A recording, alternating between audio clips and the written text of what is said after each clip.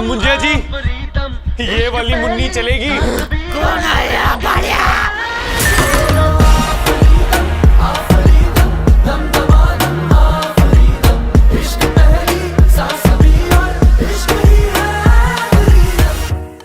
I'm grateful कि इसके बाद मैं जो शिफ्ट कर रही हूँ स्पाई यूनिवर्स थोड़ा कॉन्फिडेंस के साथ जाऊंगी और थोड़ा सा बिकॉज वहाँ पे मेरी फेवरेट एक्टर है आलिया भट्ट जी। जिन्होंने देखी हो उनको ये समझ में एक बात आई होगी कि अब हॉरर कहते हैं ना, तो ये फिल्म हॉरर नहीं है, ये कॉमेडी ज्यादा है, हॉरर कम है। रियल लाइफ में तो मेरे साथ ऐसा कोई एक्सपीरियंस हुआ नहीं है सुपर नेचुरल या पैरानॉर्मल, लेकिन ये जो 3 AM स्टोरी हमारे सबके साथ हुई है वो काफी डरावनी थी। मैं तो रियल लाइफ में ही तो इनको देख के डरा था। फिल्म की है डरावनी और वो मतलब मेरे लिए काफी है क्योंकि मैं खुद भी बहुत डरता हूँ। ऑफ कोर्स अभी मुंजा थिएटर्स में लगी है जिसके लिए हम यहाँ आए हैं, तो प्लीज़ ज़रूर जाके मुंजा देखें थिएटर्स में। इसके बाद मेरी फिल्म आने वाली है बेदा, जो जॉन अब्राहम सर के साथ है और निखिल अडवाणी सर ने डायरेक्ट की है, जो आ रही है 15 अगस्त को। और उसके बाद मैं शुरू कर रही हूँ स्पाई यूनिवर्स की फिल्म आलिया भट्ट जी के साथ। तो वो जो जर्नी रही है उसके बाद आई थिंक पहली फिल्म मिलना ये बहुत ही स्पेशल चीज़ होती है, लेकिन आज मैं गर्व से कहूँगी पहली फिल्म हिट है और आई थिंक ये जर्नी बहुत ही स्पेशल है क्योंकि ऑडियंस का जो प्यार होता है हम as an artist I think hit बस एक बाय प्रोडक्ट होता है, ऑडियंस का प्यार जो होता है वो सबसे ज़्यादा इम्पोर्टेंट होता है for an artist for our craft. और आई थिंक कि वो ना हमें एक कॉन्फिडेंस भी देता है, तो आई थिंक कि आज मुझे बहुत मैं आज बहुत कॉन्फिडेंट फील कर रही हूँ और आई एम ग्रेटफुल कि इसके बाद मैं जो शिफ्ट कर रही हूँ स्पाई यूनिवर्स थोड़ा कॉन्फिडेंस के साथ जाऊंगी और थोड़ा सा बिकॉज वहाँ पे मेरी फेवरेट एक्टर है आलिया भट्ट जी और you know to be a part of these 2 very big IPs जो मैडॉक की हॉरर कॉमेडी यूनिवर्स है और वायरस की स्पाई यूनिवर्स है। एक एक्ट्रेस जो सिर्फ एक फिल्म ओल्ड है उनके लिए ये बहुत बड़ी रिस्पॉन्सिबिलिटी होती है, लेकिन आई थिंक कहीं ना कहीं मैंने हमेशा यही विश किया है कि मैं सबसे बड़ी फिल्में करूं और आई थिंक आज ये मौका मुझे मिल रहा है, तो आई थिंक मैं पूरा हार्डवर्क करके आई एम होपिंग कि ऑडियंस को प्राउड फील करवाऊंगी इस जर्नी के बारे में। मिस्टर आदित्य मैं जानना चाहता हूँ कि मॉडर्न एज में आज ये हॉरर फिल्म आपके कंसेप्ट कैसे आपके जहन में आई, जो कि आपके बिजनेस के पॉइंट ऑफ व्यू से बताइए।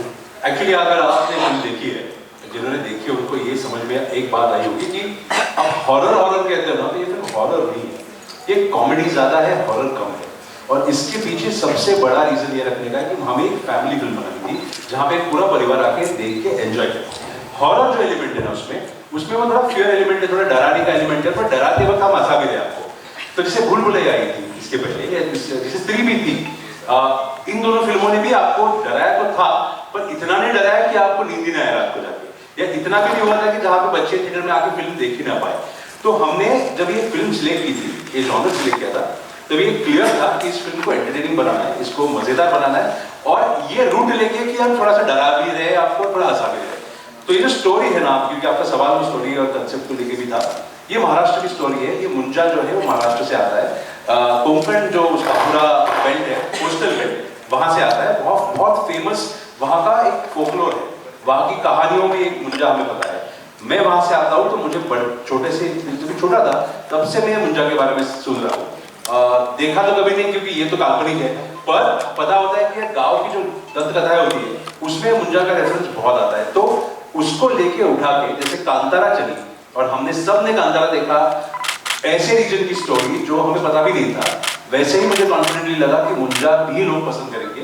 वो भले ही रीजन से है, सिर्फ वो रूटेड होनी चाहिए और वो मास एंटरटेनर होनी चाहिए। तो मैडॉक ने उसको बैक किया और वी आर वेरी हैप्पी कि मैडॉक ने इसी फिल्म बैक की।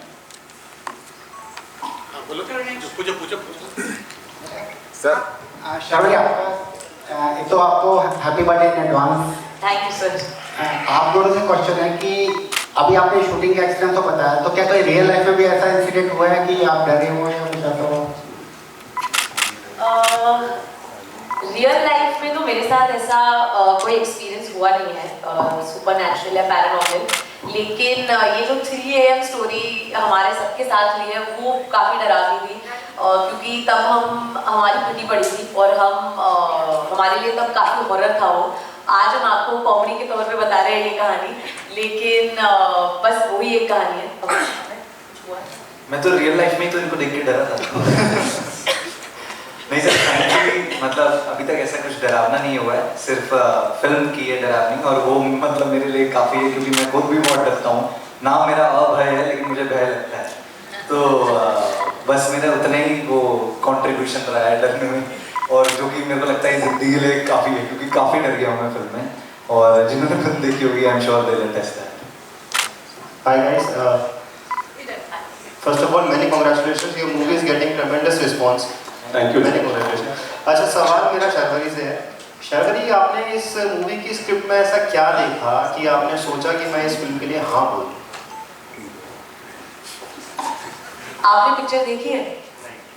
तो फिर ये सवाल आप मुझे नहीं पूछते क्योंकि ऑनेस्टली ये एक बहुत ही न्यू एज एक्सपेरिमेंटल फिल्म है, और मैं जब आदित्य सर से मिली फर्स्ट टाइम, मेरे लिए एक्चुअली बहुत प्राउड फीलिंग थी क्योंकि मैं भी महाराष्ट्र हूँ, मैं भी महाराष्ट्र बेल्ट से आती हूँ, और मैं मुंबई में रहती हूँ, लेकिन मेरा गांव कोरगांव है जो महाराष्ट्र के इंटीरियर्स में है। मुंजा की कहानी मैंने भी सुनी हुई है, और आई थिंक हिंदी सिनेमा के बड़े पर्दे पर ऑल्सो एक ऐसा प्रोडक्शन हाउस लाइक मैडॉक, जिन्होंने मेरे स्त्री दी है, भेड़िया दी है, जो सुपरहिट फिल्म्स है, वो एक ऐसी कहानी बना रहे थे जो महाराष्ट्र से रूटेड थी, जो मेरे कल्चर से आती थी, और आई थिंक मेरे लिए बहुत गर्व की बात थी। तो ये तो सबसे पहला रीज़न था कि मुझे ये फिल्म करनी थी, और इंस्टेंटली एक्चुअली मेरा और आदित्य सर कनेक्ट हो चुका था इस बात पे, और जब ना सुनते सुनते कनेक्ट हो जाता है ना, तो आपको बस लगता है कि यार फिर तो 4-5 महीने तो मज़ा ही आएगा, क्योंकि अगर आप पहली मीटिंग में इतना मज़ा आ रहा है तो 4-5 महीने तो कुछ भी नहीं होंगे। ऑल्सो फिल्म में बहुत इंटरेस्टिंग ट्विस्ट है, इन्होंने तो वो लीक कर ही दिया अभी, बट मेरे लिए वो सबसे बड़ा हाईलाइट था क्योंकि वो एक अनएक्सपेक्टेड ट्विस्ट है। एज एन एक्टर मुझे कुछ नया एक्सप्लोर करने का मौका मिलता है, क्योंकि जितना हमने प्रोसेटिक किया है, जैसे मैं दिख रही हूँ, वो अपॉर्चुनिटी इतने आसानी से आती नहीं है, और ऑल्सो एज एन एक्टर मुझे वो बैरियर्स ब्रेक करने हैं कि अच्छा लड़कियां मतलब अलग अलग किरदार भी निभा सकती है, मतलब वो they don't just have to play the love interest, the pretty girls, and I think that Aditya sir very well wrote that character for a girl, and really brought a lot of flavor for my character in the second half. So yeah, that's why. Hello ma'am, this side. Of course अभी मुंजा theatres में लगी है, जिसके लिए हम यहाँ आए हैं, तो प्लीज़ ज़रूर जाके मुंजा देखें थिएटर्स में। इसके बाद मेरी फिल्म आने वाली है वेदा, जो जॉन इब्राहिम सर के साथ है और निखिल अडवाणी सर ने डायरेक्ट की है, जो आ रही है 15 अगस्त को, और उसके बाद मैं शुरू कर रही हूँ स्पाई यूनिवर्स की फिल्म आलिया भट्ट जी के साथ। Hi Karan, please thank you, but actually Munjya एक ऐसी फिल्म है, ऑनेस्टली मैंने आज तक कभी ऐसा मतलब इतना ऑनेस्टली इस सवाल का जवाब नहीं दिया है। आप पूछ रहे हो और मैं अपने घर के बहुत पास हूँ पानीपत के, तो मैं बहुत मतलब ब्लंटली आपको बोलना चाहूँगा कि ये एक ऐसी अपॉर्चुनिटी थी जो मेरे लिए सिर्फ एक प्रोजेक्ट नहीं था, एक ब्लेसिंग भी थी। तो और जब ऐसी एक अपॉर्चुनिटी एक मेरे जैसे एक्टर के लिए कमिंग ऑफ एज जो एंटर करना ही चाहता है, उस फैमिली का हिस्सा बनना चाहता है, जिसको हम हिंदी फिल्म इंडस्ट्री या बॉलीवुड बोलते हैं, तो ये एक अपॉर्चुनिटी ऐसी होती है कि जिसके लिए आप वेट करना पसंद करते हो। और ये वेट जो 1.5 साल का मेरे लिए रहा है इस फिल्म के आने का, वो मुझसे ज़्यादा इन तीनों ने मेरे लिए फील किया है, क्योंकि they have also wanted Munjya to come out for me, not just for them. तो एक परिवार वाला माहौल जो है वो होना बहुत ज़रूरी है, and I think they have supported me in my waiting time, क्योंकि एक एक्टर के लिए वेटिंग टाइम होता है जिसमें आप एक्चुअली थोड़ा लॉन्ग कॉन्फिडेंस फील कर सकते हो, या डिफिकल्ट टाइम्स होता है, आई एम श्योर हम सब उस चीज़ को अग्री करेंगे। And those are the days where you actually become an artist, it's not the days when you are shooting, but जब आप घर में होते हो, जब आपके पास कुछ नहीं होता करने के लिए, तब आप जो खुद से लड़ते हो, आई थिंक वो एक आर्टिस्ट वाली स्पिरिट जगाता है आपके अंदर। तो आगे का प्रोजेक्ट के लिए तो अभी बहुत इनिशियल स्टेज होगा और मैं बता नहीं पाऊँगा, लेकिन अभी तक जो भी मैं करता आया हूँ, या जो भी कह लो कि मेरी किचन में जो भी किरदार पकते आए हैं, वो लोगों को बहुत स्वीट टेस्ट की हैं। तो मैं बस होप करूँगा कि आगे भी जो भी करूँ वो लोगों को उतना ही पसंद आए जितना कि बिट्टू पसंद आया मुझे। Hi Karan, Himanshu this side. So basically एक कंटेंट क्रिएटर की आपकी जो एक जर्नी रही है, फिर आपने ये फिल्म से जो है बॉलीवुड में डेब्यू करा है, तो एक कॉमेडी कंटेंट क्रिएटर और एक हॉरर कॉमेडी में कितना डिफरेंस होता है? बहुत इजी रहा आपके लिए क्योंकि हमने आपके क्रिएटर्स मतलब आपकी जो वीडियोस हैं काफ़ी देखी है, कितना फर्क होता है दोनों में? और कहीं ना कहीं हमने पढ़ा था कि बॉलीवुड आपका मेन मोटिव नहीं था, ये कोइंसिडेंस मिला या फिर? यार डिफरेंस तो पहली बात बहुत होता है। मेरे को आता है रील बनाने की, सुबह शूट ली, रात को अपलोड कर दी। सर को 1 साल लग गया मूवी बनाने में, तो मैं तो वेट करता था सर कब आएगी कब आएगी कब आएगी। पर again it's a difficult project. अगर आप मूवी बना रहे हो तो उसको टाइम लगता है, रील जितना ईजी तो वो नहीं है। और हाँ मुझे क्योंकि मैं बहुत छोटे शहर अम्बाला से आता हूँ, तब में दिल्ली वो हुआ, और मेरे को तो कभी लगा भी नहीं था कि ऐसा कुछ हो जाएगा। और जितना भी मैंने क्रिएटर की जर्नी अपनी 2 साल 3 साल से वीडियोस बना रहा हूँ देखी है मैंने सर को भी कभी बोला कि जो यूफोरिया मैंने थिएटर में फील किया अपने आप को देख के और ऑडियंस का अच्छा फीडबैक देख के, मुझे वो वैसा एक्सपीरियंस वैसा यूफोरिया 2-3 साल में कभी फील हुआ ही नहीं। 1 लाख लाइक आ गए, 1 मिलियन लाइक आ गए, कुछ आ गए, पर जो लाइव ऑडियंस का रिएक्शन है, जो आप लोगों को मूवी जो अच्छी लग रही है, वैसा एक्सपीरियंस MDML पे कभी भी नहीं मिला मुझे। It's very difficult and it's very different. Hello, hi everyone. This is Kritika from India.com. Congratulations for the fantastic film. The movie is doing great, and we all know that before the movie was released, people were comparing with several other films, horror comedy movies. So, box office was it like coming in between? Were you even terrified about the results and all? You know, I like answer this very shortly, but it's a very important question for us. हमारा क्या था ना, हमने film debutantes की बनी है। ये मैंने भले ही 8-9 फिल्में मराठी में बनाई है, मेरी पहली हिंदी फिल्म है, इसकी ये पहली हिंदी फिल्म है, इसकी पहली फिल्म हिंदी फिल्म है, शर्वरी की भी पहली solo female lead Hindi film है। तो इतनी पहली चीजें हो रही थी ना इसमें, जैसे कोंकण से आया हुआ मुंजा कैरेक्टर वो ऑल ओवर इंडिया लोग पसंद करेंगे नहीं करेंगे वो भी पता नहीं था। तो हम ये सोच के चल रहे थे कि अच्छी फिल्म बनाएंगे, जितना प्यार मिलेगा उतना एक्सेप्ट कर लेंगे। तो इसलिए जिस बजट में फिल्म बनी थी ना, वो बजट भी हमने बहुत कंट्रोल में रखा था। अब ऐसे हुआ कि वेडनेसडे को हम बैठे हैं, फ्राइडे को फिल्म रिलीज होने वाली है, हम एक नंबर सोच के चल रहे हैं कि चलो इतना भी हुआ तो भी चलो हम खुशी मान लेंगे। फ्राइडे सुबह आती है और फिर हमें नंबर आना शुरू होते हैं। आज हम मंडे पे बैठे हैं तो वीकेंड के नंबर आ चुके हैं, तो इट इज अनबिलीवेबल। यानी हम सोच भी नहीं सकते कि जो प्यार फिल्म को मिल रहा है, हम सब एक दूसरे को यही रोज फोन करके बोल रहे हैं कि इज दिस वेरी ट्रू, हम क्या सपना देख रहे हैं, इज इट हैपनिंग और नॉट। और मुझे इन दोनों के लिए, शर्वरी के लिए भी इतना I am so proud for them, because इनकी पहली फिल्म है, ये यंग है और छोटे से शहर से मुंबई आके स्ट्रगल करके काम मिला के वेट कर रहे हैं कि फिल्म आ जाए। तो जो ऐसे रिजल्ट आता है ना, वो रिजल्ट का आई थिंक ये वर्थ होता है। अभी तो शुरुआत हुई है, आज मैंने सुना मंडे भी बहुत अच्छा दिख रहा है, जितने एडवांस हुई है मंडे की। तो अभी मुझे तो लग रहा है कि यहाँ से ग्रो ही होगी फिल्म, और बहुत अच्छा लग रहा है कि जब भी ऐसा फीडबैक आता है। Also, I wanted to know about the look. जो इतना भी हुआ ना prosthetics and all, कितना टाइम लगा ये? बहुत ये वेट कर रहे थे बहुत लगा था। इनको पूछना हम बैठे हैं 6-6 घंटे वैलिडी के बाद शर्वरी मैम का लुक हो रहा है। बहुत ज़्यादा। Hi, first of all, you guys are looking so good, and congratulations for the success that the film is achieving. Assuming that you guys have seen Avengers, and there is a character called the Groot. Yeah. So is it something really something ठीक है, I taken understand. from it or something like that? Because it's the same character that's a Groot is growing and same as India is growing. No, मैं क्विकली सवाल का जवाब दूंगा कि people का पेड़ है और पीपल पे ये पेड़ पे रहने वाला मुंजा है। मुंजा जो स्टोरी है ना, वो स्टोरी ऐसे ही पात्र की है जो पीपल के पेड़ पे रहता है सालों से बरसों से। वो पीपल के पेड़ का ही मुंजा बोला जाता है इसको। तो हमारे दिमाग में जो मुंजा जब आया तो भी ऐसे आया कि 70-80 साल अगर वो पेड़ पे बंधा है और उसकी आत्मा वहाँ पे पेड़ से बंधी है, तो मे बी वो पेड़ का टेक्सचर उसके बॉडी में आया रहेगा। वो अगर वहाँ पे छुप रहा है, किसी को दिख नहीं रहा है, तो मे बी वो पेड़ जैसा ही दिखता रहेगा, क्योंकि वो जब ये अंदर रहेगा तो कोई जाता ही नहीं है, ऊपर देखते हैं उनको दिखता ही नहीं है। तो हमने उसी थॉट को लेके उसको थोड़ा ट्री जैसा टेक्सचर दिया था।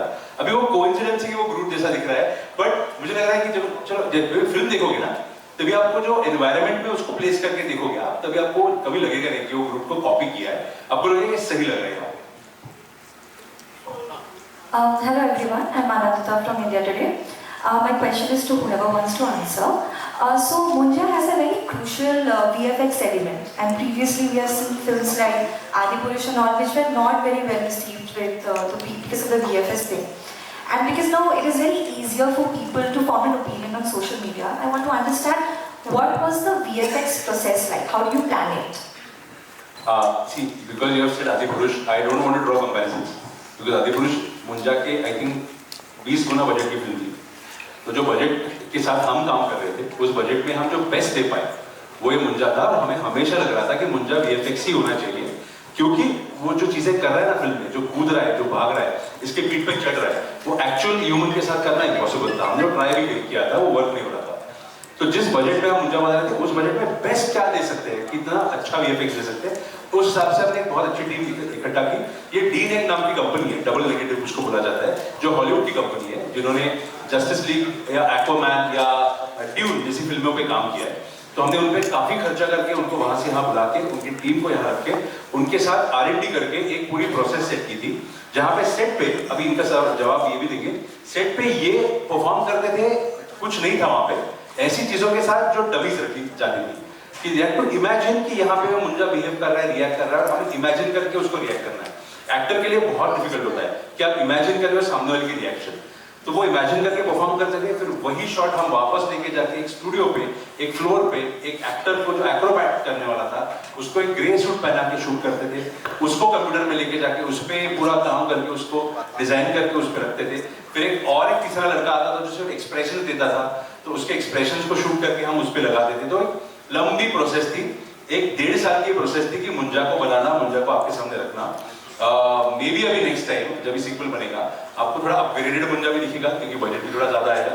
बट आपको ये भी मैं बताऊंगा कि बहुत मेहनत के साथ जो दिख रहा है वो दिख रहा है। और हमें एक खुशी है कि जो लोग उसके बारे में कमेंट भी कर रहे हैं ना, वो इस चीज के अवेयर है कि जिस बजट में मुंजा बनाया ना, उसके हिसाब से आप मुझे भी पूछोगे तो आई थिंक जो टीम ने काम किया वो इनक्रेडिबल काम किया है। You have already talked about the sequel right now. My question was, when is the sequel coming? Because your film is getting a lot of critical reviews. See, you have to see the film first for that, because you will know कि हमने film के and में क्या किया है।